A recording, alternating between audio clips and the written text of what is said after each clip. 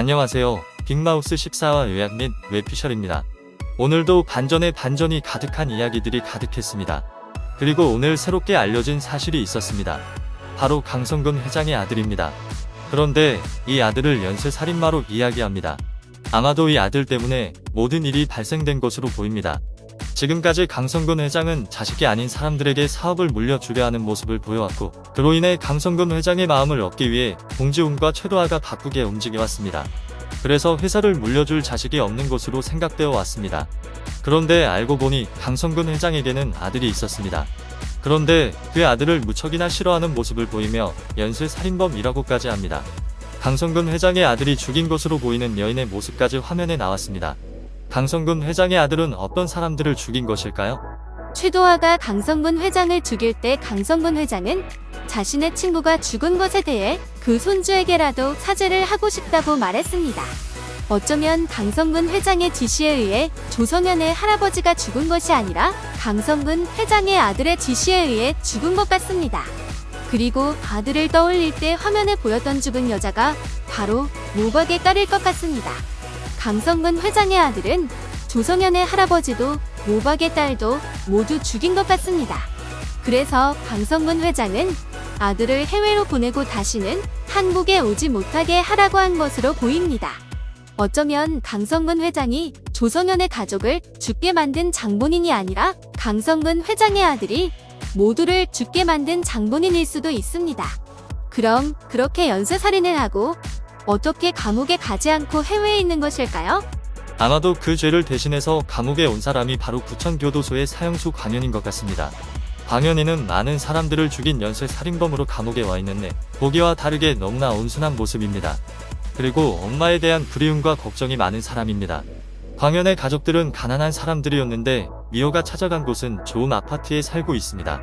광현이 강성근 회장 아들 대신 살인범으로 감옥에 가고 대신 엄마와 가족을 강성근 회장이 책임져 준 것 같습니다. 그래서 미호가 진실에 대해 알려달라고 할 때 말하지 않은 것으로 보입니다. 광현의 엄마가 골수이식으로 치료받기를 원하는 광현의 바람과 달리 광현의 어머니는 세상을 떠난 상태입니다. 광현의 엄마 또한 백혈병에 걸렸던 것 같습니다. 이런 상황에서 고미호가 백혈병이 걸린 모습으로 오늘 이야기가 마무리되었습니다. 지난번 부천교도소의 모범수들이 부역을 나갔던 장소에서 사고가 났을 때 고미호가 방호복도 없이 사람을 구하러 갔었습니다. 그리고 그곳에서 파이프관이 깨지게 되고 미호가 새어나온 폐수에 온몸이 젖은 적이 있는데 그 폐수가 바로 방사능에 오염된 폐수였던 것 같습니다.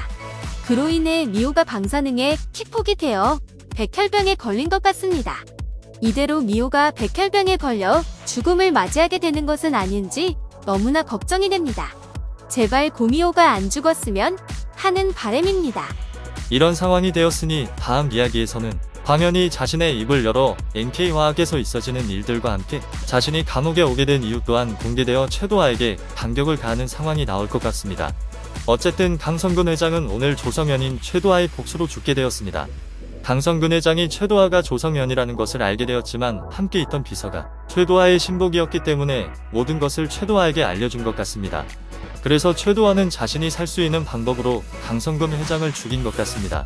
이제 남은 것은 자신의 복수를 위해 서교수를 죽이고 강성근 회장의 모든 것을 자신의 것으로 만들려는 최도하를 몰락시키는 것입니다. 박창호는 자신이 원하는 일을 하기 위해서 불법적인 힘이 아닌 합법적인 힘이 필요하여 시장 선거에 출마했습니다. 공지훈도 자신의 펀드 자금 1,000억 원을 최도하가 가져갔다는 것을 알게 된 듯합니다. 공지훈이 포함된 NR포럼은 최도하가 모든 것을 가져가는 것을 막기 위해 이제 박창호와 손을 잡고 박창호를 도와주게 되었습니다. 하지만 강성근 회장이 죽은 상태이므로 최도하 또한 자신의 세력을 이용하여 박창호를 막을 수 있습니다. 다행히 박윤갑이 박창호를 믿고 도와주는 관계로 회복되었기에 박창호에게는 빅마우스 조직과 양 회장의 조직 이렇게 두 조직이 함께 도와주는 상황이 되었습니다.